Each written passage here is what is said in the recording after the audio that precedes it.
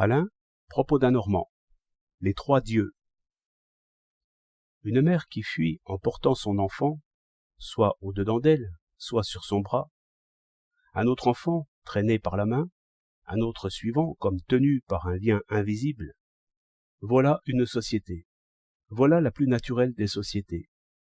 Ils s'aiment les uns les autres sans seulement y penser, comme j'aime mon bras ou ma jambe. Ni devoir, ni droit, ni dévouement, ni mérite. Des hommes qui combattent en ordre contre un ennemi commun, autour d'un chef et d'un drapeau. Exercés par la danse guerrière, ils s'imitent les uns les autres selon le bruit des tambours. L'action devance la pensée et règle la pensée. Telle est la société politique. Société sans droit, fondée sur le devoir. Discipline sans condition. Des hommes qui tirent tous ensemble un bateau sur une plage. Musique encore, qui règle l'action commune. Discipline aussi, mais non sans condition. Bientôt, dès que la tâche est un peu compliquée, division du travail, hiérarchie, élection du plus habile, égalité à la naissance, inégalité selon la science de chacun. Telle est la cité industrielle sous l'idée de l'intérêt général.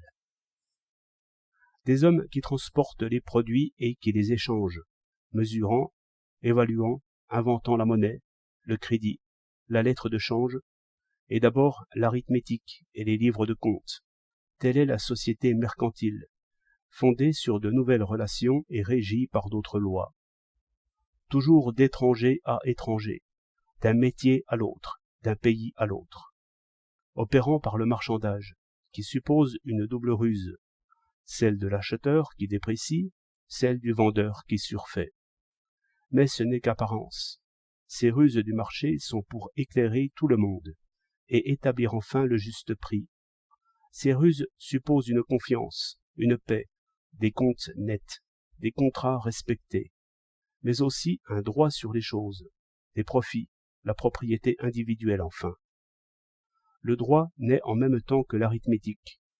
On apprend à parler contre sa pensée et en même temps à tenir ses promesses. Inimitié et amitié mêlées, ruse et probité mêlées. L'arbitre règle le mélange. La justice est née. Ces sociétés vivent ensemble. Ces vertus vivent ensemble, mais non sans querelle. Ce sont 4 religions et 4 puissants dieux, mais d'âges différents. Le 3e était à peine supporté, que le 4e montrait déjà ses titres, et ses lois, et ses martyrs. De là des haines dont les Juifs portent le poids, pour 1000 raisons médiocres, tirées de l'histoire. Pour cette raison cachée que la lutte contre le mercantilisme, père du droit, devait prendre la forme d'une haine de race, car c'est le Dieu le plus ancien qui mène la bataille. L'affaire Dreyfus s'éclaira d'un jour cru, à un moment, mais il ne s'est point trouvé de Josué à ce moment-là pour arrêter le soleil. 22 mars 1911.